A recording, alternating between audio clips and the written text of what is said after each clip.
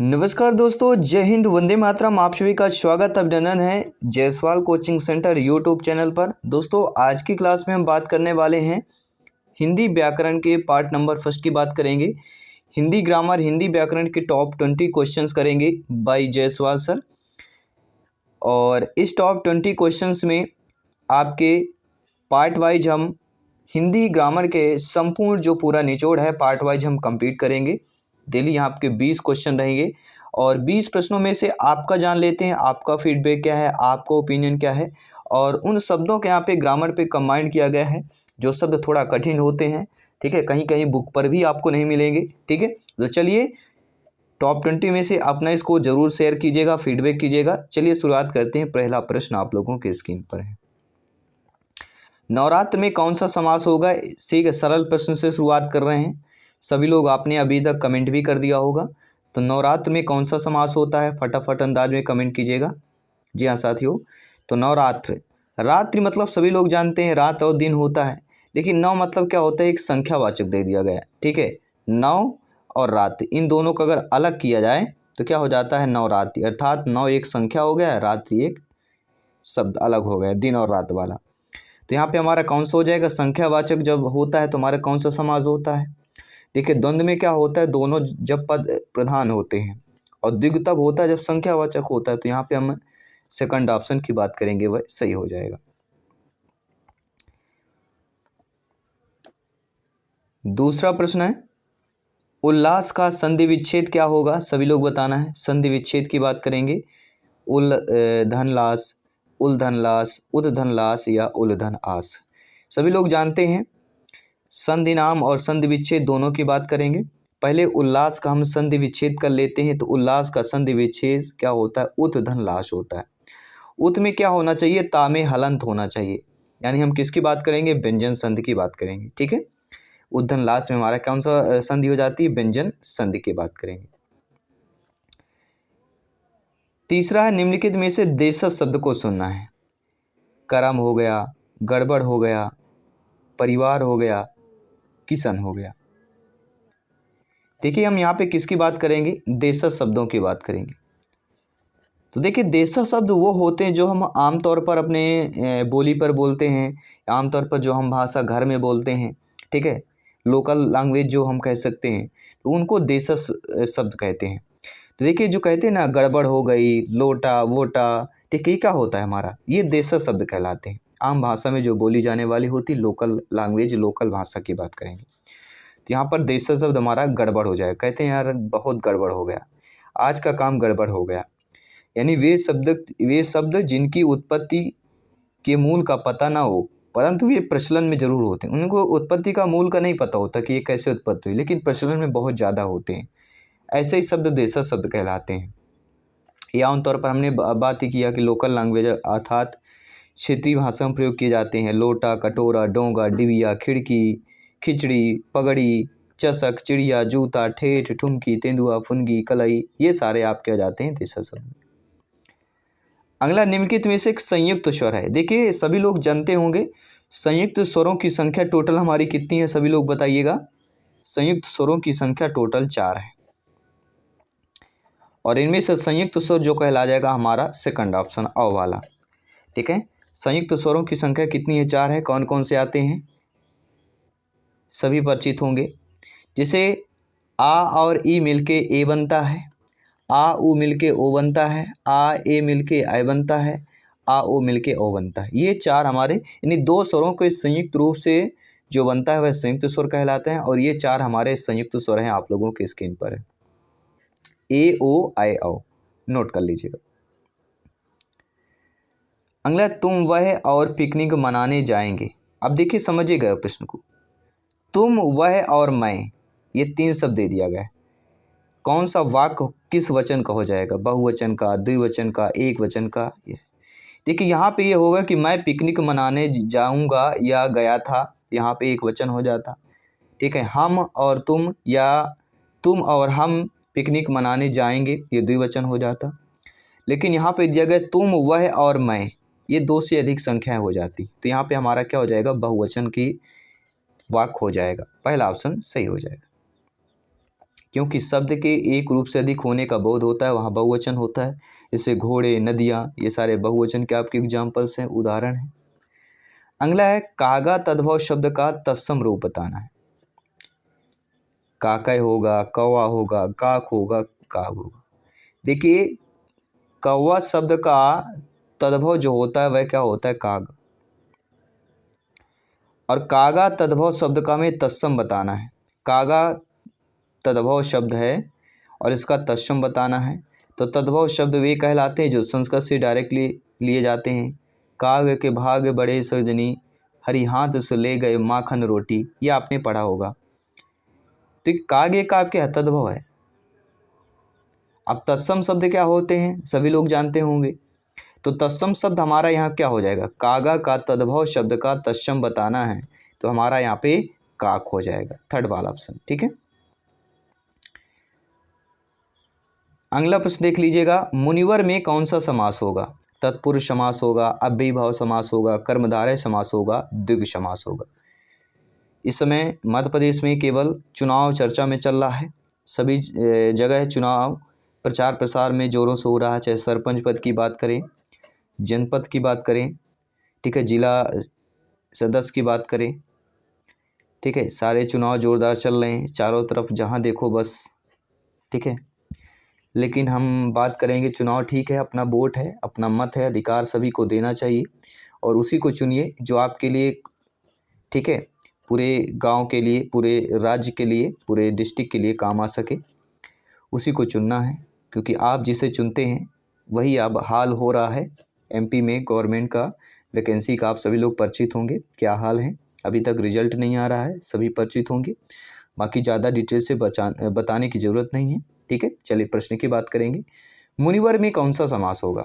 देखिए मुनिवर, मुनिवर हम किसे बोलते हैं, ये कहते हैं जो कहीं रहते हैं, अपना ध्यान केंद्रित करते हैं या कहीं आश्रम में रहते हैं, मतलब उनको कर्मधारय समास का बात करेंगे। ठीक है, मैं डायरेक्टली बात करूँगा।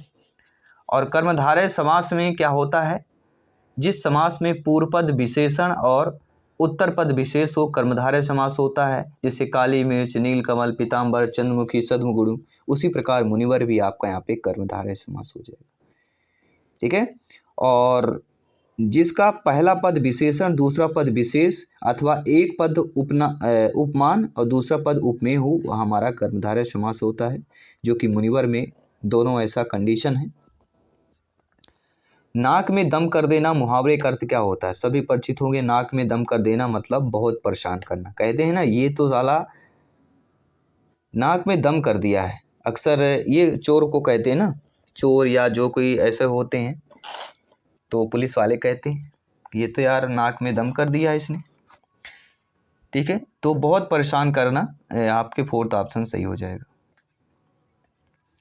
सभा कौन सी संज्ञा है, सभी कमेंट कीजिएगा। मेरे प्यारे प्यारे भाइयों की प्यारी प्यारी बहनें जिनका सपना है गवर्नमेंट एग्जाम को फतेह करना, प्रिपरेशन को बेहतरीन करना, सभी कमेंट कीजिएगा। तो सभा में कौन सी संज्ञा होगा, नाउन बताना है। सभा, टीम, समूह, ये सारे क्या होते हैं, समूहवाचक हो जाते हैं। क्योंकि ये ना तो यह व्यक्तिगत हुआ, तो ना ही द्रव्य होगा, ना ही जाति होता है। सभा एक ऐसा क्या होता है, समूहवाचक होता है। क्योंकि सभा में जब काफ़ी लोग होते हैं, कहते हैं आज सभा लगी है, सभा में काफ़ी लोग जाते हैं, 10, 12, 20, 50 कुछ व्यक्ति हो सकते हैं, तो यहाँ पे समूहवाचक संज्ञा हो जाएगा। अगला, उस वाक्य का चयन कीजिए जो अशुद्ध हो। दूध में क्या पड़ गया, गीता सबसे श्रेष्ठतम ग्रंथ है। ये हमारा थोड़ा लग रहा है कि सेकंड ऑप्शन जो है अशुद्ध दिया गया है। बाकी देखते हैं, वहाँ पहुँचने की व्यवस्था करें, मंत्रों का सही उच्चारण करें। तो गीता सबसे श्रेष्ठतम ग्रंथ है, इसका सही उच्चारण क्या हो जाएगा, हम बता रहे हैं। गीता सबसे श्रेष्ठ ग्रंथ है, क्या होना चाहिए, गीता सबसे श्रेष्ठ ग्रंथ है, ऐसा होना चाहिए शुद्ध रूप। ठीक है, क्या होगा, गीता सबसे श्रेष्ठ ग्रंथ है, शुद्ध रूप हमारा ये होगा, ना कि गीता सबसे श्रेष्ठतम ग्रंथ है। अगला प्रश्न है, अर्थ की दृष्टि से वाक्य में कितने भेद होते हैं। तो सभी परिचित होंगे, अर्थ की दृष्टि से देखा जाए तो वाक्य में जो भेद होते हैं वह हमारे 8 भेद होते हैं। कितने होते हैं, 8 भेद होते हैं। कौन कौन से भेद होते हैं, अर्थ के आधार पर वाक्य हमारा विधानवाचक वाक्य, निषेधवाचक वाक्य, प्रश्नवाचक वाक्य, विस्मयादिबोधक वाक्य, आज्ञावाचक और साथ ही साथ इच्छावाचक, संकेतवाचक, संदेहवाचक। ठीक है, तो अर्थ के आधार पर वाक्य के भेद कितने होते हैं? 8 होते हैं। 8 का नाम आपने जान लिया। बात करेंगे अगले प्रश्न की। मेधा शब्द से विशेषण कौन बनेगा? जी हाँ, शब्द क्या है आपका? मेधा। और मेधा शब्द से आपको क्या बनाना है? विशेषण बनाना है। तो मेधा शब्द से विशेषण जो बन जाएगा वो हमारा क्या बन जाता है? मेधावी बन जाता है। मेधा शब्द का विशेषण क्या हो जाएगा? मेधावी हो जाएगा यहाँ पे। ठीक है, यहाँ पे थर्ड ऑप्शन आप लोगों का सही हो जाएगा। अगला प्रश्न है, जय की विलोमार्थी क्या हो जाएगा? अजय हो जाएगा, विजय हो जाएगा, पराजय होगा, या इनमें से कोई नहीं। तो जय का विलोमार्थी क्या होता है? पराजय होता है। और जय का समानार्थी विजय होता है। अगला प्रश्न स्क्रीन पर है। अगला प्रश्न है, कौन सा शब्द में अनुनासिकता दिया गया है? सौंदर्य की बात करेंगे, संचित की बात करेंगे, संपत्ति की बात करेंगे, सौंपने की बात करेंगे। तो ऐसा शब्द जो अनुनासिकता जिसमें होती है।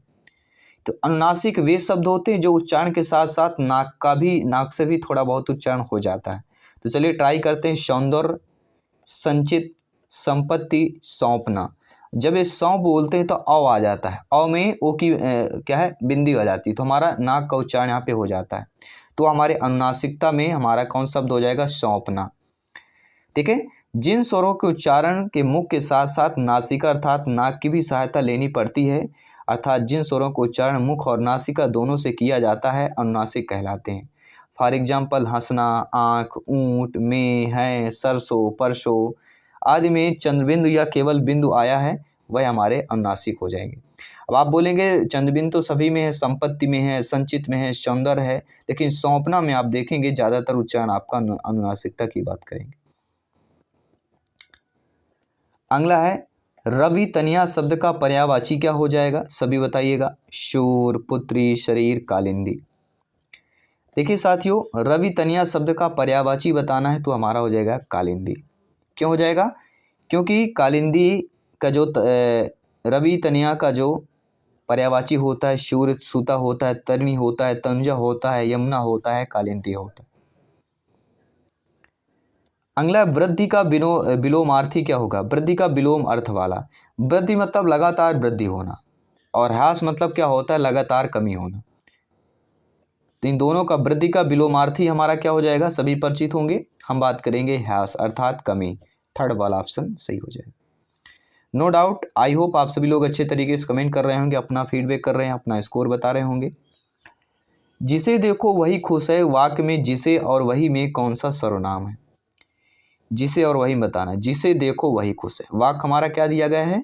जिसे देखो वही खुश है। और इसमें आपको बताना है कि कौन सा सर्वनाम वही में है और जिसे और वही में कौन सा है। निश्चयवाचक, संबंधवाचक, अनिश्चयवाचक, या कह सकते हैं निजवाचक सर्वनाम। तो कौन सा सर्वनाम हो जाएगा? जिसे देखो वही खुश है। तो जिसे और वही में जो हमारा हो जाता है यहाँ पे संबंधवाचक। जिसे देखो वही खुश है, यहाँ पे संबंधवाचक सर्वनाम हो जाएगा। अगला प्रश्न है, व्याकरणिक रूप से शुद्ध कौन सा दिया गया है? तो व्याकरण की दृष्टि से शुद्ध वाक्य बताना है। डॉक्टर साहब आपको बुलाएं, आपको डॉक्टर साहब बुलाए हैं, डॉक्टर साहब ने आपको बुलाया है, डॉक्टर साहब ने बुलाया है आपको। देखिए, हमेशा अक्सर देखते हैं कि जब मेडिकल या कहीं डॉक्टर्स के पास हम दिखाने जाते हैं, जो बीमारी आती है, कुछ न कुछ दिक्कत होती है हमारी बॉडी पर, हमारे शरीर पर, तो हम दिखाने जाते हैं तो एक नंबर लगता है, लाइन लगती है, और वहाँ पे एक व्यक्ति होता है, कंपाउंडर या कह सकते हैं, वो आपको बताता है डॉक्टर साहब आपका नंबर आ गया है, आपको बुलाया गया है। तो यहाँ पे जो शुद्ध वाक्य हो जाएगा हमारा व्याकरण की दृष्टि से, तो डॉक्टर साहब ने आपको बुलाया है। थर्ड वाला ऑप्शन सही हो जाएगा। चलिए अगला प्रश्न देख लेते हैं। 19 नंबर पर 19वां प्रश्न है, जिन ढूंढा तिन पाइयाँ गहरे पानी पैठ, कहावत का सही अर्थ क्या हो जाएगा? तो यहाँ पे कहावत का सही अर्थ हो जाएगा पानी में डूबना। क्या हो जाएगा? जिन ढूंढा तिन पाइयाँ गहरे पानी पैठ में कहावत हो जाएगा पानी में डूबना। अगला प्रश्न दिया गया है कि जिसमें बुढ़ापा ना आए उसके लिए एक शब्द का उत्तर क्या हो जाएगा? अजर होगा, युवक होगा, युवा होगा, अमर होगा। नीचे कमेंट बॉक्स में बताइए। और ये प्रश्न हम आप सभी के लिए मॉक क्वेश्चन के रूप में दे रहे हैं, आपको कमेंट करके बताना है। और हिंदी व्याकरण, हिंदी ग्रामर में टॉप 20 में से आप लोगों का फीडबैक क्या है, नीचे कमेंट बॉक्स में अवश्य बताइएगा। मैं आपके साथ जयसवाल सर जल्द मिलता हूँ आपके अगले पार्ट पर। सभी मित्रों को जय हिंद, वंदे मातरम, धन्यवाद सभी।